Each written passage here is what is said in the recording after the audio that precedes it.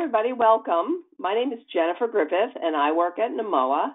And welcome to the webinar, Lessons Learned from Implementing the Food Recovery Hierarchy. Today, you're going to hear from me about a project that NEWMOA has been working on, promoting strategies to keep food waste out of landfills, and also from Athena Bradley, who works at NERC, the Northeast Recycling Council, and about the project that she's currently working on as well, to let you know about some of the findings from the work that we've done, some of the findings, and then also the resources that we've developed that you can might find helpful. So I have to apologize because I'm a little bit sick and doing this broadcast from home.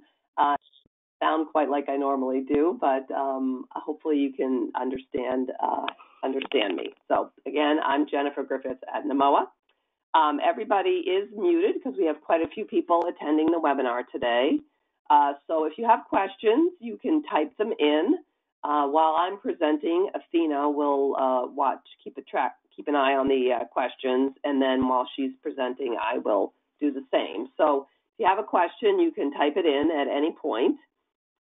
We are also recording this presentation today because we will be posting both PDFs of the slides, but also this recording on the NEWMOA website, and NERC will probably have a link on theirs as well for people to be able to use this as a reference in the future. So thank you, everybody, for joining us today.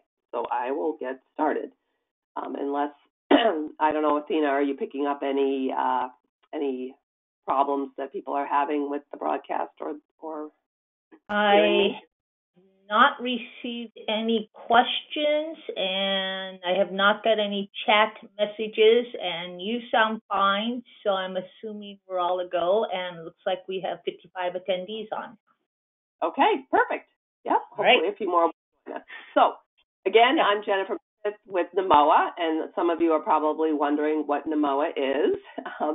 NEWMOA stands for the Northeast Waste Management Officials Association. So we're a nonprofit, nonpartisan, we're an interstate association of the solid waste programs, the hazardous waste programs, the waste site cleanup programs, and the pollution prevention programs in the 8 Northeast states, which are the 6 New England states and New York and New Jersey. So basically the EPA Region 1 and Region 2 states. We were formally recognized by EPA as an official interstate association in 1986, and that's our website. So the project today that I'm going to be speaking about, and I think Athena as well, are funded by the USDA Rural Utility Services Solid Waste Management Grants. So we just have to acknowledge that and put the disclaimer in there that anything I'm saying is not officially endorsed by them at all.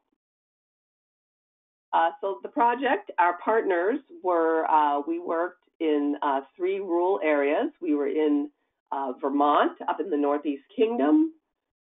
We also had the Department of Environmental Conservation from the state working. In New Hampshire, we worked with the Lakes Region Planning Commission and the Department of Environmental Services. And in Maine, we were with the Androscoggin Valley Council of Governments and the Maine DEP.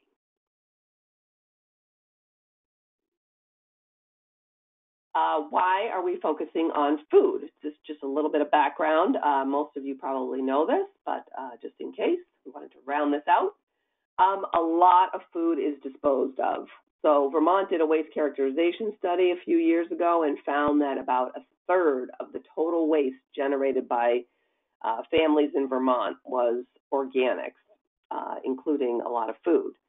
And also, food is heavy, it's wet, so it's heavy, and it's very expensive to dispose of because most disposal is by weight. EPA found similar findings. Over 20% of trash is food. And also, food has a big climate change impact. When it's disposed of in landfills, it's an anaerobic environment, and that organics, as it's breaking down, generates a lot of methane.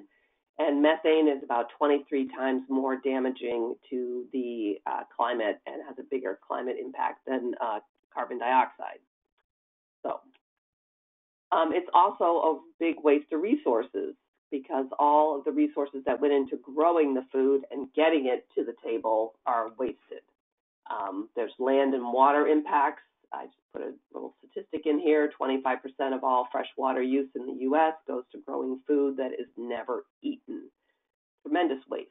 All the energy and materials in the manufacturing and the packaging and the transportation of food, all the labor involved with growing the food, as well as all the places along the chain there. And then money. It's the waste of money. A typical family of 4 in the U.S. throws out between $1,300 to $2,200 worth of uneaten food each year on average. So just a tremendous waste.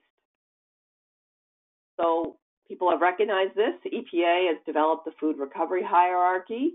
And between the EPA and the USDA, they have a joint goal of reducing food waste 50% by 2030.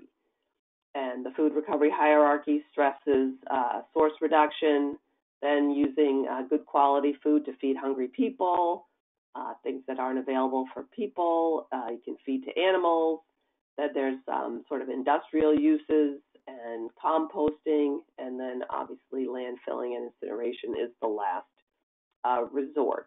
And so our project today focused on source reduction and a little bit on feeding hungry people and a little bit on composting, and Athena's also focused up the hierarchy. So the project that we had was to focus on reducing, to develop a handout for residents, and also to do a little bit of outreach in New Hampshire and Vermont. I can tell you about that. Also on recovering and donating food, we did another handout for businesses with local donation information, as well as holding stakeholder workshops in Maine, New Hampshire, and Vermont. And then we focused on just the backyard composting, not community or commercial composting, but just trying to promote backyard composting to people. And we developed a handout as well as a bigger 8-page guide. And we did, again, some outreach about that in New Hampshire and Vermont. And we do have a website for the project. So again, these slides will be posted on the website, and the links should be live when that happens. So where were we working? We were in the Northeast Kingdom, which this is the main town where the Waste Management District is located, but the district is this whole sort of northeast quadrant here. In New Hampshire, we were in the Lakes region. They're located in Meredith, and it's sort of this whole sort of area over here in New Hampshire. And then just across the border here in Maine is the Androscoggin Valley Council of Governments. The office is here, but they really are this sort of rural area over here. So that's where we were focused with the project. So I'll first talk about the source reduction. So we were, again, focusing on residents at home. Some of the key messages are that wasted food is wasted money. To think a little bit before you shop, try to look at what you already have so you're not buying duplicates. But also, if you've got some things at home that you really should use up, or were there other ingredients that you need to buy so that you can actually use what you have. If you do go out and get food at a restaurant and you bring your leftovers home, make sure to eat them. Also, if you cook something at home, don't let those leftovers go to waste. You want to store food so it lasts. A lot of things can go up in the freezer. If you're not going to get to it, you can put it up in the freezer and eat it later. And then also a big one, don't automatically throw out food that's past the labeled date. This is a huge source of waste and sort of a pet peeve of mine that you'll hear about in a minute. So the new handout, this is what it looks like that we developed.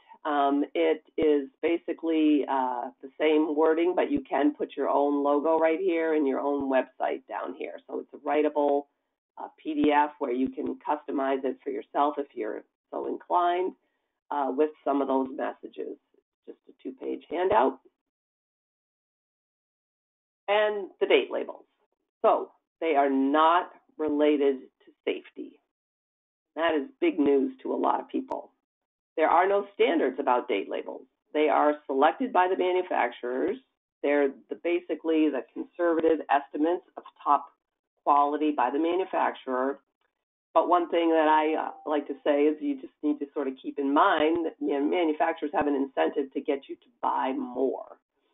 So the date, you really need to trust your senses, your smelling, and your and look as to whether food is going bad.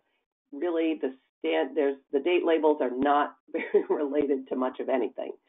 The only federal requirement for date labels is on infant formula. And some states have scattered requirements, and in the states we worked in, Maine only requires that packaged shellfish has a date on it. New Hampshire only requires dates on prepackaged sandwiches.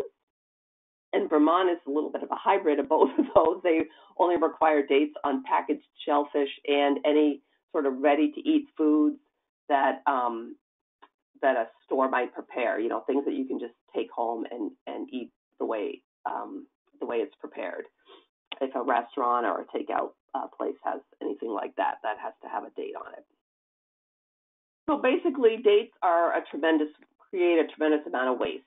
You're basically throwing out food needlessly, and that's throwing out money.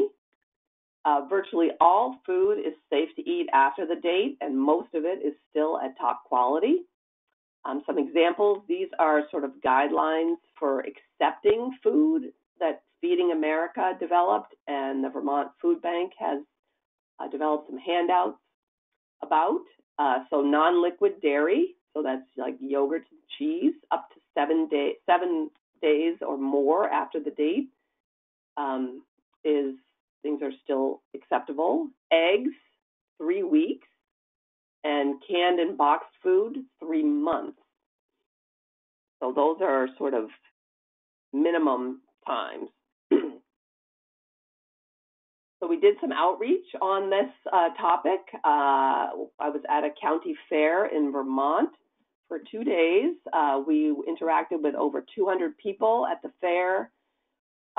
We were outreaching on the backyard composting, but also I had a trifold display on the table. This is the panel from that display. So I was trying to get people to also, this is another message we want to get out, that date labels are not related to safety. And about 50%, I would say, of the people that we interacted with thought that the labels are about safety, and they do throw out their food after the date.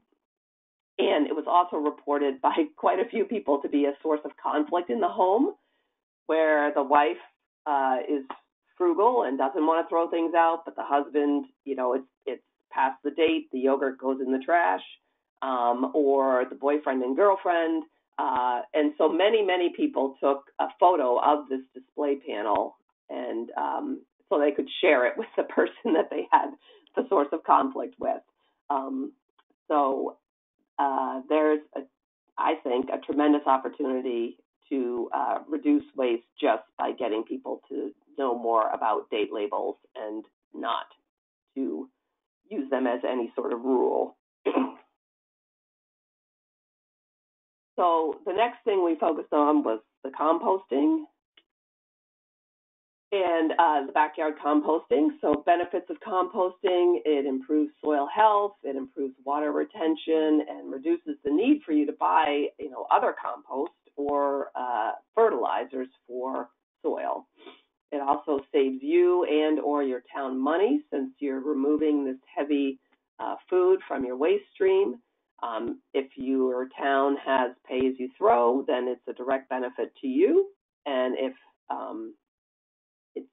your town doesn't have to pay-as-you-throw, then it's a direct benefit for them. Also, when you take the food out of your trash, I compost at home, and my trash sits under my sink for 3 or 4 weeks because it's mostly just paper and plastic packaging and stuff like that, and there's really nothing that's smelly or going bad. because the food is going out into the compost. It's going to reduce methane emissions from landfilling because you're, again, keeping the food out of the waste. It's also, if you're composting at home, you're not needing to kind of store your food and transport it to a collection facility. I know quite a few transfer stations in the Northeast have food collection at them, but if you're doing it at home, you don't even need to kind of put the food in your car. It reduces kind of the yuck factor, and it provides an option for people when they don't have a food scrap collection facility. So again, we developed a new handout. This one, again, is basically all the same, except you can customize it with a logo and a website if you want. Some messaging. You don't have to do it perfectly. I certainly don't do the 1 to 3 as well as I could. The inside container, if it's airtight, then that means you're having sort of anaerobic breakdown again, in the absence of oxygen, and that's what creates all the smelling. If you have it open or have holes in the container, then you get it's happening in the presence of air, and you don't have a smell. But the problem that I end up with every now and then at home myself is that you end up with some fruit flies, and just end up having to, manage that. Put the food in the refrigerator for a couple days. The fruit flies all die, and then it's fine. But I don't have to deal with any smelling food in my kitchen. The outside container, you want to follow the 1 to 3 rule. 1 part greens, which is your food scraps, or fresh cut grass is also a green. And you want to, so you put the 1 part of that in, and then you want to put 3 parts of browns.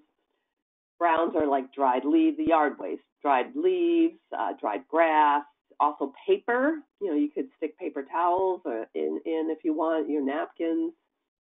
You don't want to put meat, dairy, or fats in your compost because these can attract animals. That's particularly an issue in some of the rural areas. You don't want to be attracting bears and other things to your compost. And you want to mix your compost occasionally and add water if it gets too dry. But it's basically pretty simple and easy. So we did develop an 8-page guide that I'm just going to show you a couple pages out of that is also available. And it has a writable space where you can put in where your local supplies can be purchased. And then it also lists some online resources. And then the next page the center is a whole outline of the different types of compost systems and the sort of benefits and challenges with each one. So this is an 8-page guide, and I just showed you 4 pages of it. So I think there's good information in there. Again, you can brand it with your own logo if you want, and also, like I said, write in the local places that you can buy supplies. So that's available on the NEWMOA website as well. We did a little bit of outreach on the backyard composting. We were at 2 farmer markets in Laconia, New Hampshire. This was our little display at that farm market. And like I mentioned before, we were 2 days at the Caledonia County Fair up in Linden, Vermont, and that's where we did the outreach on the date labels as well. The compost raffle was a great excuse to sort of grab people's attention. That's how we interacted with so many people at the county fair, because they would walk by and we would say, hey, do you want to enter the raffle? And then we could get them talking to them. So, and the same thing with the farm market. That was a good way to sort of give our handouts to people and see if we could get people more involved with wanting to do backyard composting. So just for your information, the other 2 panels on the display, that's back here. Here's the date labels on this side. The other 2 panels just had this reduce message and the composting at home message. So, and this is a panel I just made these myself using Microsoft Publisher, and then had them printed with the local printer and mounted on foam core. So now I'll move over and talk about food for people and what we did there. Why are we talking about food recovery and donation? There's a lot of food insecurity, particularly in rural areas. Estimates are approximately 1 in 7 in the Androscoggin Valley in Maine, 1 in 9 in all of New Hampshire. We didn't have specific location information there, and then 1 in 5 in the Northeast Kingdom, so that's 20%. And there's definitely opportunity for more recovery and donation. Generators don't always understand. So by generators, I mean grocery stores and restaurants and cafeterias. They don't always understand that they have liability protections. There is the federal Bill Emerson Good Samaritan Act that provides federal liability protection for if you're donating, you have to be donating to a 501c3,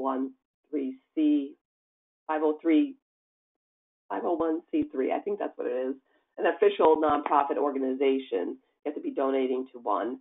But if you have not intentionally done anything harmful, then you are protected from liability if somebody does get ill from eating your donated food. There's additional protections in some states. For example, in Vermont, they've extended liability protection to a farm that allows people to come on for gleaning purposes. The farm is protected from liability. So, but there is definitely overarching liability protection for everybody, everywhere through the federal act. There's also tax benefits for donating. Definitely on the federal level, there's a tax benefit, and then many states have additional benefits. But, for example, in New Hampshire, there is no income tax, state level income tax. So depending on how farms and other and businesses are filing their taxes, they might not have tax protections either. Tax benefits for that state. But there is always the federal benefit. So that's on the generator side. And then the users, like I mentioned before, people don't always understand date labels. So again, there's waste because of that. And there's opportunities for more recovery and donation about the dates. And there have been fact sheets. The Harvard Food, Law, and Policy Clinic has done these set of fact sheets for several states. They've done fact sheets about date labeling. That's how come I know that in Maine you have to label packaged shellfish, is because it's from this fact sheet. They've done ones on tax incentives, on liability protections, and also a fourth one about feeding your food waste to animals and what the legal issues are around that. So they've done them for all 6 New England states, plus Tennessee and North Carolina, and they are working on currently Pennsylvania and California. So if you're located in those 2 states, those will be coming. They might have the capability of working on them for other states, so you could contact them. Here's their website down here where you could find contact information to see if they could do them for your state. But they are handy. They're a little wonky and they've got a lot of references at the bottom, but they do give the facts. So promoting recovery and donation. So again, we have a handout that you can use. It looks like this. There's some writable space about, this just talks about the federal liability protection. There's a writable space here. If you have anything for your state, you can put in there. More information, again, a couple basic resources. Here's the Harvard Food Law and Policy Clinic again, and EPA. But if you have some state-specific or your own organization has some information, you can put that there. And then the local donation options. There's a space here to put the name and then also the phone number, because this message right here says always call first to make sure they can accept what you have. And then this is a little table that has the information before that I presented about non-perishable items must be donated within 30 days after the code date, and the dairy and liquid dairy, 7 days, non-liquid dairy, 7 days past the code date. There's also prepared meals and also packaged meat. So that is there. So we held workshops in all 3 of the locations we were working in. And the primary purpose of the workshops was to bring generators of surplus food together with users. Users is the food banks and community meal sites and that sort of thing, for people to learn and to make new connections.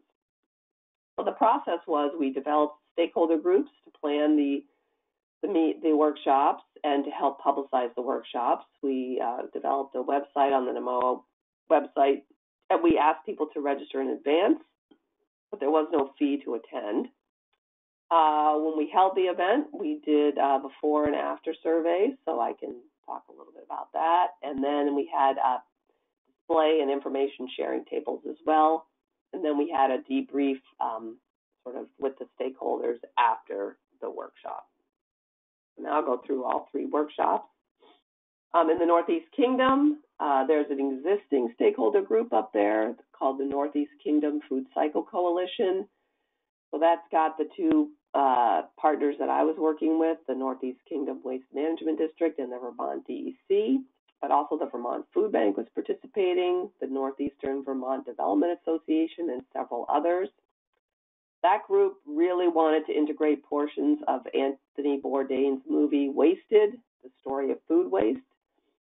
It's an excellent movie. They had shown it once previously, the whole movie, and had a little bit of a discussion, and they really liked that, and so they wanted to try to have this event incorporate that movie, but we weren't able to show the whole movie. It takes too much time, but we had portions of it. We also talked about current recovery and donation, the liability protections and the tax incentives and the date labels. We had someone from EPA. We talked about recovering overage from farms and how farms can generate a little bit of income from that. We had Salvation Farms, which is an excellent organization. I encourage people to look up what they're doing. And then making a new product from a waste. And it's the story of Vermont 99 Meats, which is looping together sort of 3 aspects of feeding some farm waste and some cheese-making waste to pigs, and then, harvesting the meat from the pigs into some sausages that also include some, maybe a little bit of off-spec cheese and some off-spec farm products. So that's an excellent project. So from that whole stakeholder group, and let's see. So outreach, we developed postcards. This is the front of the postcard that was mailed to over 100 businesses and organizations. Plus there was emailing and follow-up emailing. And a couple weeks before the event, we all called different stakeholders to encourage them to attend. And I called about 15 or 20 food markets and grocery stores and spoke to the manager to make sure that they knew about it and encouraged them to come. The event was organized for a Sunday afternoon, thinking that that was maybe a slow time and people could come. But after all that work, we only ended up with about 25 attendees, and really not very many generators at all. None of those grocery stores that I had called showed up. We had 3 farms and 1 hospital. We had sort of 5 user representatives and then 16 sort of other people, which was myself, the waste district, people from the state, and just other groups. There was a reporter there from a local newspaper, but there was quite a bit of others. So we did do the before and after survey, and so we did find out there was 19 people filled out the after survey, and 12 of those that were there did feel like they gained ideas to increase recovery and donation, and 15 said they made helpful personal connections. And I also tried to measure whether people knew about tax deductions and liability protections and date labels. And so we got quite a few, a bit more education about that. I'm particularly happy about the date labels, that people realize that they're not related to safety and you don't need to throw things out automatically. So that was good. So the lessons learned, though. So it's very difficult to get generator and user attendees to come. It's sort of an extracurricular, unpaid activity. Businesses are reporting, especially these, markets and stuff that don't pay a lot of money. They don't seem to have any extra staff to send. And from the users, the food pantries and the community meals, they're often mostly run by volunteers, and so those folks wouldn't be getting paid, and it just it's very difficult. We also held the event. They wanted to hold it at this new facility, which is absolutely beautiful, but it's not really accessible readily. It was about almost 45 minutes from the interstate to get there. So I think maybe that also was a factor. So what we sort of concluded is that we need to go to them, particularly the generators, find meetings at the Grocery Association or other trade groups that serve them, and go try to be on the agenda at one of their meetings to talk about this. One thing that did come out was that waste and recovery for donation at schools was of particular interest in this area. So they feel like there is some opportunity to maybe increase share tables and also to look at waste. And schools are also great for the community composting or just composting for the schools. So schools are a great resource. Another lessons learned was the movie is very, very interesting. I highly recommend it. However, it took, time. Showing those clips from the movie took time out of the agenda that might have been better spent promoting more interaction and information sharing amongst the attendees in the room. But everybody did comment. I mean, even though we didn't have a great turnout of the generators or the users, everybody still thought that the event was really worthwhile and that they made connections, and it was great to maybe put a face to the people they've been talking to over the phone. So the information, the presentations and information about the meeting, that one is at this NEWMOA website.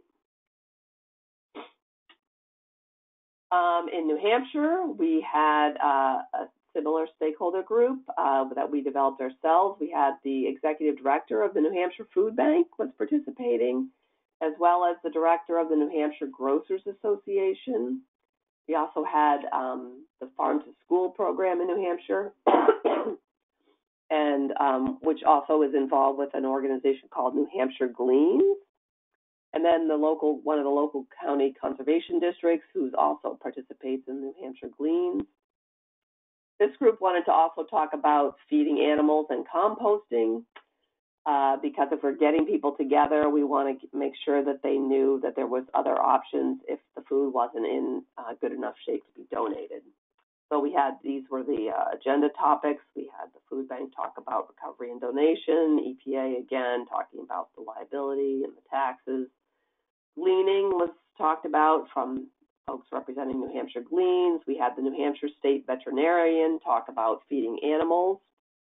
And we had somebody from the University of New Hampshire talking about composting and some of the interesting work that they're doing there that's trying to recover the heat, because when you compost, you're generating heat, and trying to recover that heat to heat the building, and they're also starting to think about being able to use it to heat a greenhouse. So that was very interesting. For that outreach, we did emails and follow-up emails, some phone calling. There was also sort of an advertisement and a notice in the local newspaper. This one we held on a Monday in the afternoon, thinking that might be a time where we could get folks to come. And like I said, we had the executive director of the food bank in New Hampshire and of the grocery association, both sending emails and contacting their people. However, we still ended up with the same sort of result. We had 32 attendees at this one. We thought, we had high hopes that we were going to be, the big group of people, but again, we just really didn't have very many generators. We had a bit more users of food at this one, and then quite a bit of others folks. We administered the before and after surveys again, and had promising results again. Like I said, everybody was still appreciative of the event, even though we didn't get all the people we were hoping to speak with. And again, we had quite a bit more education about liability protections and the date labeling, which I'm happy about. Tax deductions, I think, was a little mixed message because of the state of New Hampshire not having an income tax. People got a little mixed message, so there's probably a little more education that could be done about tax deductions for donating food. So lessons learned, the same ones that we had before about difficult to get the generators and users to attend. Another aspect was to try to build some sharing and feedback time into the agenda instead of having it concentrated at the end of the agenda, because some of the key people had to leave early, and so they sort of missed out on some of the back and forth idea sharing. And again, the networking opportunity was highly appreciated. And the information is posted. So I got one more to go through quick. We had a stakeholder group again. We had this is the main food bank in the state of Maine, the Good Shepherd Food Bank. Cooperative Extension, the Gleaning Network.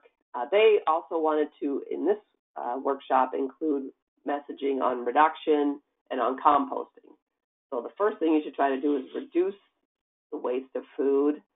Then you want to donate and recover, things that are edible for people, and then you want to compost the rest. So we had a reduced set of speakers. We had similar recovery and donation folks, and then we had some commercial composters there as well. So again, they did emails and follow-up emails and some phone calls. We held this one the Tuesday after Veterans Day holiday. This was a longer event because we were covering all those topics, and it started pretty early in the morning. So we ended up with, again, not really the generators that we were hoping, and we, again, made, people made valuable connections and got good ideas. We definitely educated about the date labels and the liability protections and the tax deductions.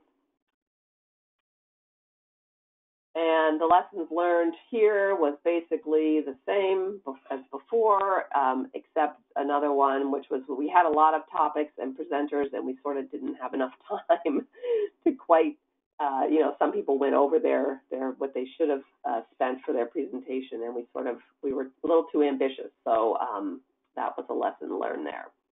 But overall, these events, everybody really appreciated the opportunity, even though, I was dismayed that we didn't have, the generators there. So in conclusion, reducing is always best, saves resources and it saves money, and a lot more education on date labels is needed, because you probably saw it from those events. Quite a few people think that date labels really are something. So there's an opportunity to make a big impact by focusing on educating about date labels. And also trying to reduce the stigma. I think, some of the food pantries and things don't want things after the date because of the stigma. It's like other wealthy people's waste. But it's really, we need to get the message out to everybody that date labels are not hard and fast rules, and they're not related to safety, and the food is not second rate, particularly if it's, close by the date label. Yeah, you don't want to get a box of cereal that's, a year past the date label, but when it's only a month or two past the date label, it's perfectly fine, and it's just as good. So recovery and donation is the next best. A lot of great things are already happening, but you can always do more. We can bring more farms into gleaning. There's more generators, can donate more items. Networking is always beneficial, even if you don't get the generators and the users there. And then composting is always better than disposal. So that's the end of that project. I just was going to go through real quick and try to make people aware of some of the resources that NEWMOA has developed on other prior projects that we've done. So I'm going to spend maybe 4 or 5 minutes just quickly going through to make you aware of all these great things that are up on the NEWMOA website. And so you might be able to tell somebody has just started leaf blowing or doing something outside my house. So we've had 4 other USDA projects focused on rural areas. The last one we just finished a year ago was improving safety and reducing waste at rural transfer stations. We also had a project focused on bulky waste, one on pay-as-you-throw, and one on waste paint. All the projects include outreach publications, and all of them have customizable, template versions so that they can be used anywhere. We did workshops at all these projects, and we also did a wrap-up webinar for all of them. So all the publications are on the NEWMOA website. All the presentations are also up, as well as these wrap-up webinars were recorded, so you can hear the presentation on those. So improving safety at transfer stations, we visited 8 transfer stations up in New Hampshire and Vermont. We did workshops, so those presentations are available, but this end of project webinar I wanted to make people aware of because it really could be a training resource to listen and go through that the end of project webinar that we did on safety. Took a lot of pictures at these transfer stations, so I think the presentation is also somewhat interesting because there's real pictures. The reducing waste disposal, we did, this was about communicating with the public, getting messages out to the public to reduce waste. So we had 5 handouts. I'll just quickly go through those. We did workshops, and we did an end of project webinar on that one too. So here's the reducing your waste handout. There's also was a poster that goes with this. It's all up on the website. Benefits of reuse. This one is customizable. You can put your location, your logo, your local reuse outlets where things are in your area. Why recycle? This is the one that's specific to the Northeast Kingdom and Vermont. Like it's the law. Some of this section is writable because not everybody has as strong a laws as maybe there are in Vermont, but you probably have something that covers recycling. Local ordinance. We have recycle right. This is a great one. This was the 5 top things that they get at, these are again self-sort drop-off centers, so it's not necessarily the same list that a single stream recyclers would have, but if you've got self-sort drop-off centers, this is a good list for that. Also, what not to put in the trash. Again, this is specific to the Northeast Kingdom, but there's a template version. The template version, you can type in your own household hazardous waste event, information. And again, some of the law is different in different places. So there is a generic version. And then on bulky waste, we looked at furniture, mattresses, carpet, large rigid plastics. We developed a brochure for each one. Those are just static brochures, but then we also developed handouts that are customizable for your location. So this is the one that's specific to the Northeast Kingdom in Vermont, but there's, you can write your own, type in your own local exchanges and resource centers, and then on the back it has the disposal locations. Pay as you throw, we looked at 11 rural communities and did case studies. We also did a handout for the general public, so just like a 2-page thing, but we also did a longer 4-page brochure that's more for decision makers, and that's got some case studies in it. And then also just a website compilation of resources called Smart Toolkit. And then lastly, waste paint. Again, we did a longer brochure that's sort of static, that gives more information, and it's a little bit more geared towards decision makers and municipalities. And then we did a handout that you could give to the public that, again, you can customize with your local collections and local information. So I think that's it for me, and this is my contact information. And Athena, I don't know if there's any questions that have come in or any other things to deal with now, or should we just move straight on? There were no specific questions for you, and I'm ready to go when you are. All right, so we will turn it over to Athena, and she can talk about her project and her resources. So you should have a little pop-up that you have to accept control. There we go. Perfect. All right. Hello, everybody. Thank you very much for being on our webinar.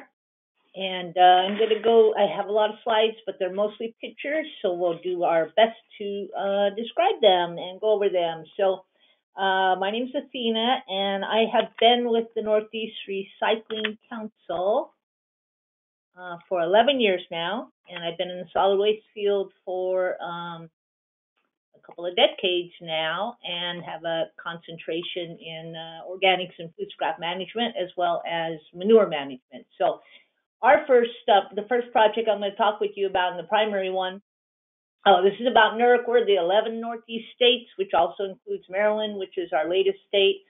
And this project actually focuses on Maryland. It's the first opportunity we've had to work in the state, so it's very exciting. It is a USDA, our U.S. Solid Waste Management grant, just as Jennifer had. And our partner counties in this project were Allegheny and Cecil counties. And the project did focus on food waste, general organics, and manure management. So when I do these grants, primarily similar to what Jennifer does, is you develop educational resources. So I'm doing that, or I have done that, depending on the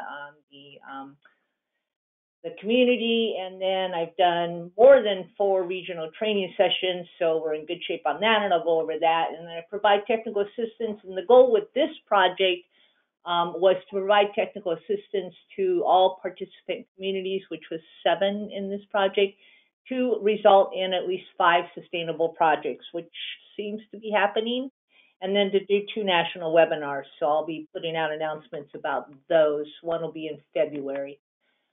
So when I start these projects, I try to build partners, and I do that even before writing the grant, but obviously as soon as the grant gets announced, and then when we hit the ball running, I reach out to all the government staffs, county, town, district, planning commissions, health boards, pretty much anybody that has anything connected with organics and food waste management. Agricultural Extension are great partners. You can always tag along with them for existing events that they do. Also, food policy councils. These are rising a lot more, which is great, in particular in rural communities. And so they're a wonderful ally to discuss the food recovery hierarchy with. Rural associations, and then environmental organizations, obviously, and then colleges, institutions, and schools. So starting out the project, we do a lot of education, similar to what Jennifer does. So on the left is Sierra. She's the recycling coordinator for Allegheny County. And on the right is Sherry. She's an agricultural extension person and also representative to the Western Maryland Food Policy Council organization for agricultural extension. So worked a lot with these two women throughout the project. And this project's been going now for a year, and it's slated to be over in the end of May. So this was at Focus Frostburg, which is an annual Earth Day event that Frostburg College does. Frostburg, well, set to stage, Allegheny County is the one of the poorest counties in the country, actually, and several of the communities that I worked with in the Frostburg area and Allegheny County area are very poor in rural areas. So we'll talk a little more about that. But in Frostburg is a population, it's a little bigger than I usually work with. It's actually about 8,000 people, but it is the center of Allegheny County. It's in terms of the western part of the county. There is a bigger city, but Frostburg is pretty centralized for western part of the county, which is where I was working. And Frostburg State University is a small university, about 5,000. And so they do this annual event called Focus Frostburg. And so we approached them about doing Focus Frostburg on food scrap reduction and the food recovery hierarchy. And so they were thrilled about that. And we worked with them to put on a number of sessions, 4 sessions throughout the day. And so that's, and it was fairly well attended, mostly students. A couple of them were more well attended than others. So as you can see, it's a little flighty, but we did show the film Wasted. And if you have not shown that film in your area, I would urge you to do so. It's excellent. And it goes over the food recovery hierarchy, and it's done very well. And another component is we did do tours and had the Frostburg State University dining services talk, because they've got a good food recovery program there. And so we did invite businesses and residents to these sessions. And then we did take a tour of their composting. They have a rocket in-vessel composter. And there's a picture up on the left-hand corner of this slide of that. So some more trainings that I've done, and this is for lessons learned. I have discovered that a lot of people don't have time for workshops anymore, and there's just not so much dedication to the environment, depending on where you are. And in Maryland, it was definitely something not really on the table. And food scrap composting is not really much on the table in Maryland. So the goal, particularly in rural areas and small communities, is to start slow and to also be very clever about how you do your education and training. So my attack on that has been to provide little mini workshops on food scrap composting, and also Ask the Compost Expert events. And that gets people excited. They're short, and I can do a training in food scrap composting in 20 minutes to 45 minutes, and people can be out the door. And one great way to do this, because I've done it in Maryland and also in Vermont, is to combine it with compost bin sales. This was a flyer that I put together. Allegheny County did a compost bin sale, and this was in conjunction with Earth Day last year. And they got like 85 people to buy the compost bins, and about 60 people stayed around for the workshops. And those that couldn't stay for the workshops, I went ahead and met with them and went over the bin and how you put it together, and then the tips for successful composting of food scraps and troubleshooting ideas and all those kinds of things. And then I had a couple of handouts that we did. One was on wasted food reduction, tips on wasted food reduction. And then I did one on basic home composting of food scraps. And those were distributed at this compost bin sale. And it was a rousing success, and people just loved it. And then throughout the rest of our trainings and outreach and tabling events that we did, we also promoted another compost bin sale, which will happen in this spring. And also I'll be doing these free compost workshops again, because they were so well attended and people got a lot out of them.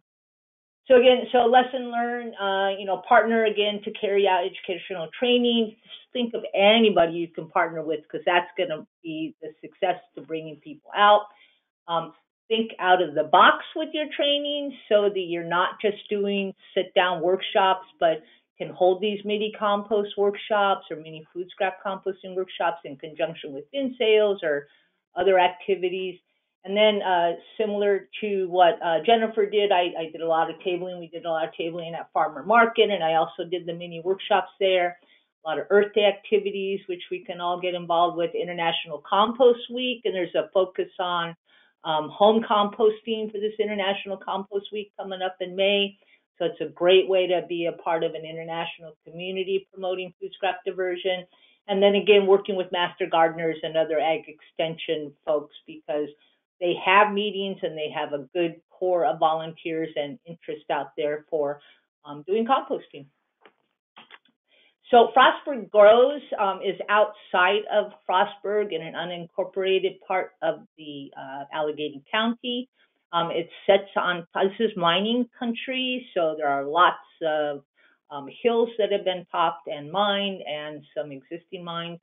And this Frostburg Grows is a community garden and community compost site that struggles getting people involved because it is on the top of a hill, but they got some grants to put in hoop houses because there is no soil since it's all, the whole topsoil has been mined off. So they put together, they got used signs from the Public Works Department, and they made all of these raised beds with the used signs, and then had a bunch of soil brought in, and they built these hoop houses. So they also and they also developed a community compost site, which is lagging in money and staffing at the moment. So we've been trying to work heavily on that so we don't lose the site. And I'll tell you what we did to help improve that. So we started out with an open house of the Frostburg Grows, so that we got about 25 people there for the evening. I did a couple of mini compost trainings. They went over how to do a garden. They actually have 40 gardeners there signed up for this past gardening season. So that was very successful. It's one of the best successful years for them. You can see the vista out the hoop house there. And this is a whole big hoop house that's just for their composting. It is like a dream of a compost operation. So we're really trying to keep it going. They had it staffed by a young man from a local college in West Virginia, St. Martin's, I think it's called, and he was an AmeriCorps worker, so he worked the summer, and we set it up so that the gardeners could bring in their food scraps, and they had a bunch of brush and leaves on site already, and so people also brought those. So we did do food scrap composting on site. I did a bunch of trainings with the AmeriCorps worker, and then some workshops utilizing their site. And so far, it's still growing. We are trying to look at grants and potential other options to keep the site operating, because the town's not interested in doing food scrap diversion yet, so we have to go some other avenue. We did, again, some education at the farmers market just for trainings, and we gave away kitchen caddies and did compost bin signs up.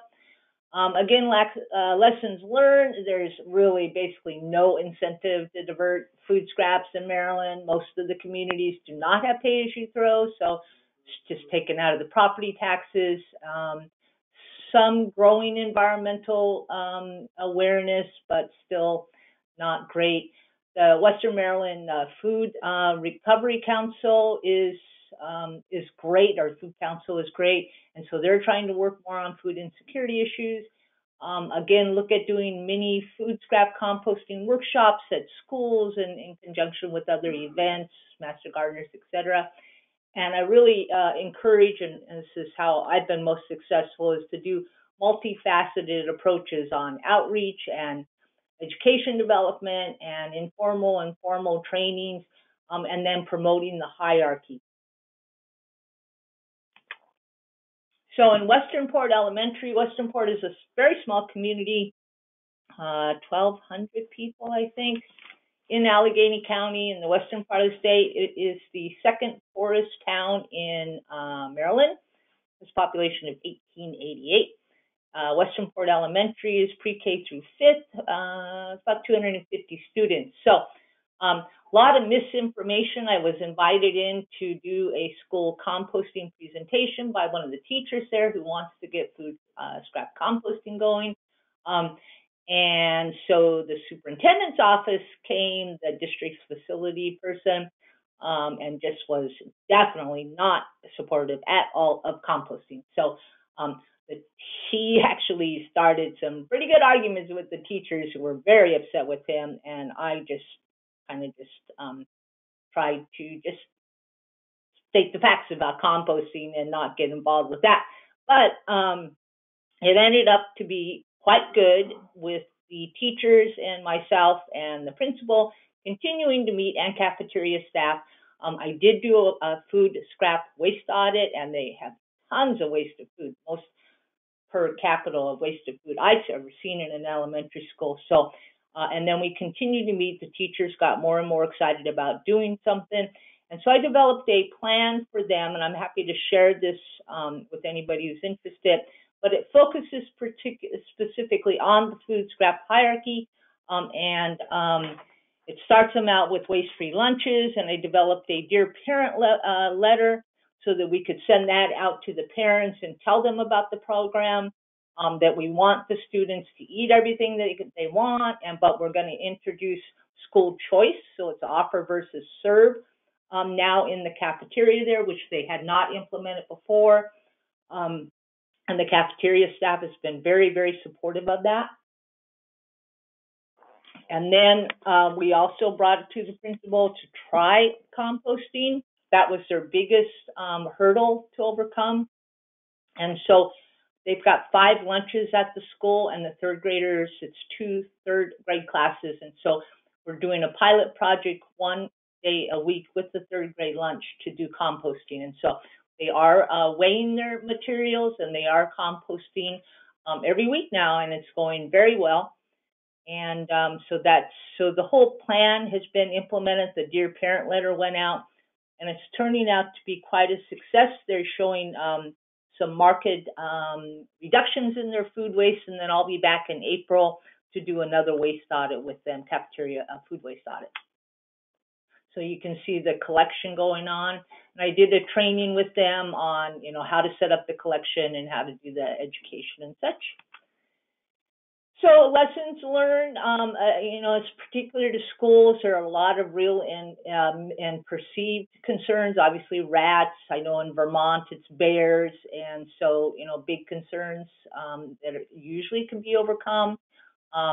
There's concerns about the school being in a floodplain, which it wasn't, and really has nothing to do with backyard composting anyway. Teachers were all excited, and then I just, as I alluded to, the district had its concerns. Starting out with a food waste audit is a great educational tool for any school. It's very easy to do. You don't have to have any fancy scales or anything like that. Ongoing meetings, obviously, to get the cafeteria staff on board, all the teachers, and primarily the principal. And then again, focusing on the hierarchy. So West Nottingham Academy, we're going to switch areas and go to the northeast section of Maryland, right next to Delaware and just below Lancaster County in Pennsylvania. Cecil County is primarily, it's very agricultural, lots of farms, lots of horse stables, and a growing community because it is outside of Delaware, Wilmington, in that area. So I contacted West Nottingham Academy because they have a great food scrap diversion program going that had been going for about a year, and I wanted to use their project as a model. So we have started to do that. They developed a partnership with Kilby Farm, which is a 600-head dairy farm right down the road from the West Nottingham Academy in Ocalora. Which is small. It's an unincorporated area, about 2,000 people. And so the school itself is, it's a private school. It's the oldest, one of the oldest boarding schools. There are 130 students. They're high schoolers.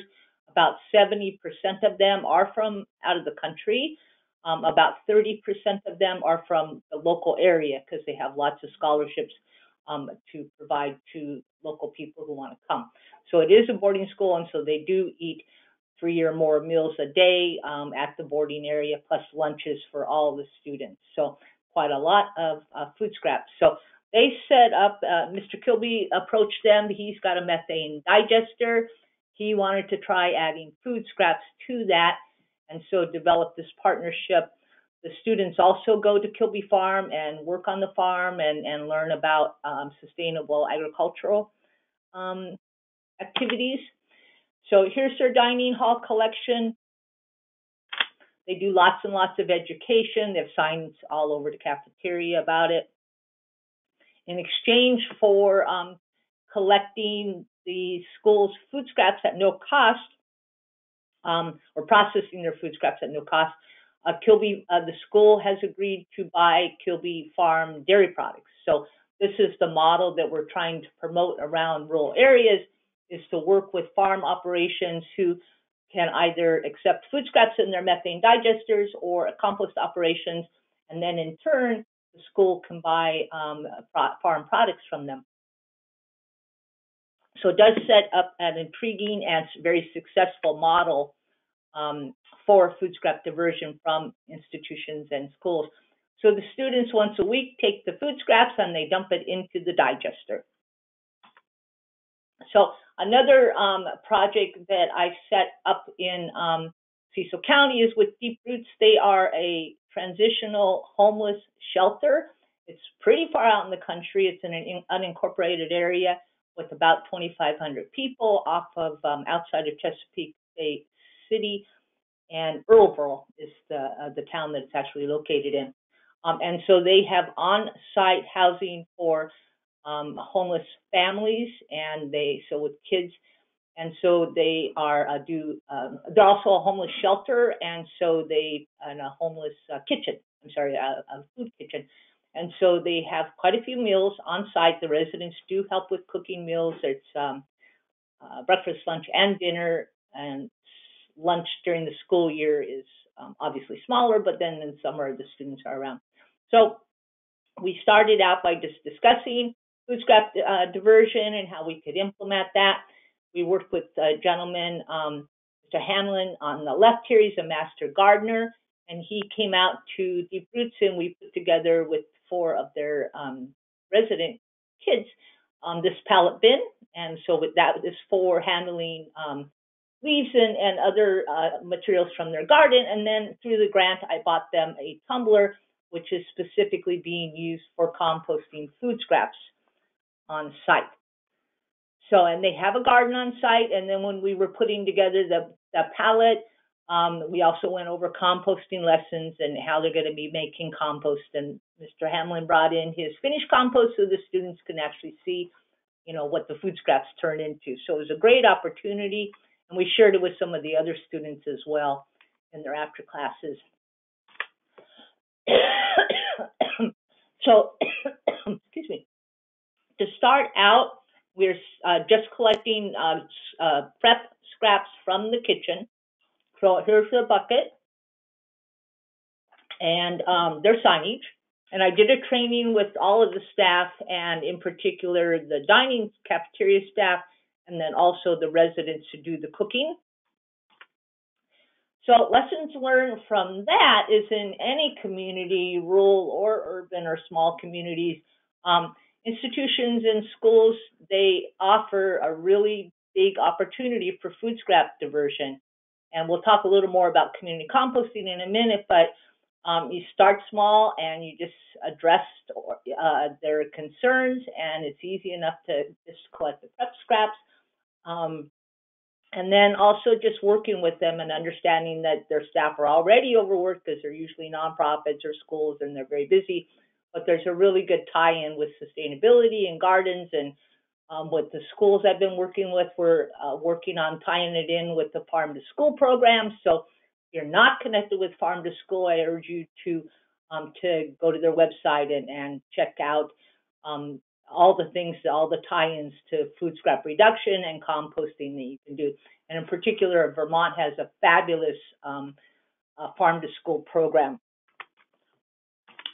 Okay, so more education opportunity. Again, this is partnering with Agricultural Extension. They do an annual event called the Cecil County Fair Ag Day. So I was invited to present there, and I did. A lot of farmers. Farmers are an interesting group, and so I did talk on manure management, and I also talked on food scrap management and feeding chickens and integrating food scrap composting and manure composting for diversification opportunities for farms. So I did get quite a few comments, and we set up a table here, and there were about 60 people in attendance to the event. It was rainy that day, so they kind of stuck around, which was actually beneficial. And so I am working with some farmers there, and part of my educational training guides that I'm doing for this project is to expand and update the manure management handbook that I have.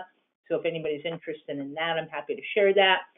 And to work on better manure management, because the Chesapeake Bay is right in there, is their watershed area. So again, tabling events and just talking with people. So, and then I'm working with a horse stable down in Cecil County in Northeast, and they house 28 horses and have some chickens and a donkey and a bunch of other critters. Agritourism is a big thing for farmers these days. So the more that they can better manage their manure so that it doesn't look like this, the better it is for their agritour business. And so this farm in particular is very interested in improving their looks and to possibly make compost and certainly better manage their manure, because he was cited by the Agricultural Department of Maryland. But if you're doing weddings and you're doing horse rides around your farm and having kids come in for tours and camps and a lot of the farm diversification that's happening out there, you don't want people seeing this manure pile or smelling it. So we've made some progress there. So again, lessons learned, partner again with Ag Extension and other established events so you don't have to reinvent the wheel, maybe get more people out that way. And just know farmers are incredibly busy and don't have a lot of extra money to spend for it. So I researched grants, and there are a number of soil grants out there and USDA grant opportunities for farmers and manure management. And so we talked about the diversification. So the final project I just want to go over quickly is I just started this community composting project. It's with 6 states. And our goal is to establish at least one sustainable community compost site in each state for managing food scraps. Again, the training courses and multimedia trainings, this one in particular, we're developing a whole community composting training course. So there will be lots and lots of resources be made available, as well as other training resources for remote training, including videos, tip sheets, reports, case studies, etc. We'll do on-site trainings, and I do have grant money for site development in there, and then technical assistance and support. So community composting, if you're not familiar with it, it produces compost for local use. That's the primary definition of a community compost site. Usually, definitely small scale, pretty much always under the permit level for a state, or you may have to get an exemption or just a basic small scale permit, but it's very very attainable for community organizations or volunteers. And for community, for foods, for rural areas and small towns, it really can play an essential role for your food scrap diversion. And so that's why I'm working so hard on promoting community composting. It's growing big in urban areas associated with a lot of urban gardens, and it plays a primary role in the education of residents and the ease of food scrap diversion. plus you get the benefit of creating compost locally and keeping those resources in sight. So these are the sizes up to 20,000 square feet, range of compost systems. This is a community garden setup for food scrap collection. It's going to go through a couple of these quickly, various sizes. And then systems considerations. This is from a PowerPoint that we do have up on our website, so you can easily download it. And we'll have our training.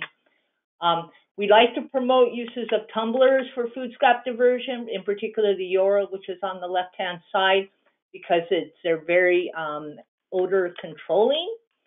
And so you don't have to worry so much about that. And then you move them from the tumbler to a bin system or a windrow system is how we're mostly promoting it to so that there's rapid composting, high heat composting, and hardly any odors or vermin concerns. But here's a couple of other examples. These are in New York State, in New York City, again in New York City, and you can do any of these on a small scale for community. What you need is some volunteers. Most of these are volunteer run. I'm doing several at schools, for example, some trainings there, and community gardens. I'm doing a co-housing operation and there's some in Montpelier that are at a senior citizen housing, co-housing facility, and then a lower income housing facility. So they can pretty much be done anywhere. This is in downtown Bennington in Southwest Vermont. They're right next to the rec station and center, and then also a lot of neighbors. So, so there are ways to keep this and keep your neighbors handy. Just a couple of others. This is in Montpelier. This is again in a residential area. This is in Burlington, again in a residential area. It's also a multi-income housing area. So there are lots of different kinds of demographics that can be involved. Berrytown, this is the senior citizen multifamily unit. And that's it. So as with Jennifer, all of our resources that we develop in any of our projects, and I've been doing organics now for 11 years at NERC, they're all posted on the NERC.org website. There is a search mechanism there. You can search under organics. There's a category for that. And schools and all of the food scrap diversion stuff I've been doing will be up there, including guides. I am doing 3 guides for this project, which have not been completed yet, so they will be. But we do have manure management, organics management, food scrap management, and a food scrap compendium up there on the website already. And that's it. Thank you all. Great. Well, thank you, Athena. We do have a couple questions. So, yes, we will be posting the presentation slides afterwards, as well as the recording of this webinar. It'll go on the NEWMOA website. I'll show you where in a few minutes. And then that's the basic, what a lot of people were asking. But also, someone wants to know, Athena, where in New York State are you working with this new project, I'm assuming? The new project will be in Tivoli, New York, in Dutchess County. And I'm working with the recycling coordinator for Dutchess County and the mayor of Tivoli right now. And we're looking at potentially putting it at their garden site, which is also a public park in Tivoli. And I'm actually going there in early January to check out the site and meet with the mayor and Carrie. So, yeah, I'm excited. It'll be a great opportunity because I know New York State does a lot of community composting, urban composting in the city. And so getting it out to the smaller communities is going to be really exciting. Okay. If anybody has any other questions, you can type them in. That would be great. And I will... I'll take back control here, and you can see, let's see, the current slide. Oops. Let's see, I will just go to the NEWMOA website, and I can show you where this information will end up and where everything else is. So NEWMOA's website is ancient. We have ancient technology from the 1990s that we're dealing with, but here's our main site, so that's just www.nemoa.org. So very simple. Then there's the solid waste section, and then it will be listed in a couple places, but one under events. So you click on events, we've got, here it is. It's already listed as a past event. So when it will be there, the other projects that I've talked about and how we did webinars, we have, they are also up here. You just have to keep scrolling down. This is chronological. So there's also information about other things. NEWMOA and NERC have had a whole series of webinars lately. The events that the stakeholder events that I mentioned that we had in Greensboro, Vermont, and Laconia, New Hampshire, and Auburn, Maine, through this project are also listed as events. So you can find a lot of the information that way. Also, all the publications are listed, as publications. So again, NEWMOA does other things besides these projects, but quite a few publications. And here's the transfer station project and all the handouts there. So the other way to find everything is under projects. We have this big long list, but here's bulky waste project. Here's this pay as you throw, called also Save Money and Reduce Trash. What else? Food is where this current project is. Here's the waste paint. Here's the improving safety and reducing waste at transfer stations. So all the things for those projects are located there. Here's the food waste project. NEWMOA's got two things going on. So anyway,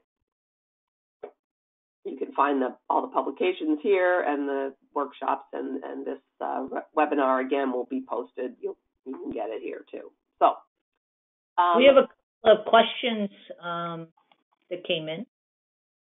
More? Okay. Yep. Great.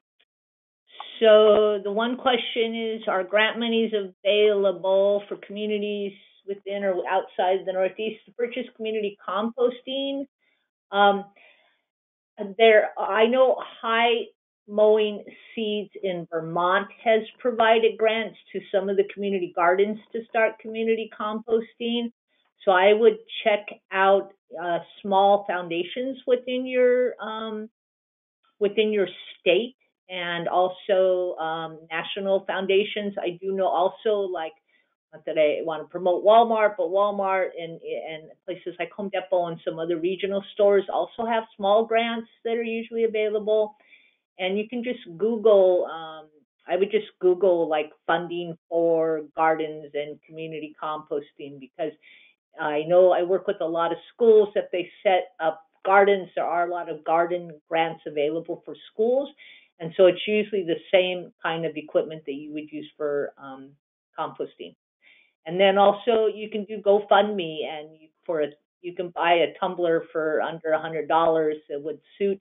And then you can build pilot bins to finish off the composting and mix with garden scraps or leaves and that sort of thing. So fairly low economics requirements for the community composting sites. And if you have more questions on that, I'm happy to talk with you, or you shoot me an email and we can do a little brainstorming. Yeah. So yes, I see this other question about NERC and NEWMOA, and yeah. So I'll take that a little bit to say that NEWMOA is, like I said, all the waste programs in the state, including the cleanup programs, and we're more the regulatory angle of things. But we do some of these smaller projects. NEWMOA is funded through grants, and so we have to apply for grants, and we found these solid waste grants to be super interesting and produce valuable information. But NEWMOA is more sort of the regulatory side of things, whereas NERC is the Northeast Recycling Council, originally focused on sort of recycling markets and some of that, but they've also branched out. And NERC is a few more states than NEWMOA and much more focused. As you could probably tell from our slides and things, NEWMOA did handouts and some workshops, and Athena's out there on the ground doing waste audits and helping people put together compost bins. So she's and NERC is more on the ground and done a lot more pilot projects and that sort of thing than NEWMOA has. So I don't know, Athena, if you have anything more to put in there. No, I would just say we both have great resources, some different angles, but, a lot of it is not really redundant, but it does build on different things like the hierarchy and composting and such. So, it can't hurt to go to both of our websites and take a look at what we offer, because it's all free and you don't need to reinvent the wheel. And yeah, NEWMOA's the 8 states, and so we have the similar membership of the states, and so we're trying to cooperate and do more things together. So this was one of those to sort of share 2 projects. Yeah, and definitely for composting, Athena is the go-to the go-to resource for composting for sure. Anything else? Should we wrap up? That was it. No, thanks again, everybody, and spread the word. And if you want on the email list for the community composting stuff that we'll be putting together, just shoot me an email so I can have your email address. And also, I've written a couple of articles on community food scrap composting, as well as food scrap diversion for small communities. And those are all in the resource recycling past couple of years, and they are posted on the NERC website as well. Excellent. All right. Well, if there's no more questions that anybody's typed in, I think we will just end a few minutes early, which is always welcome. So thank you, everybody, for joining us today. Thanks, everybody. Bye. Okay, bye-bye.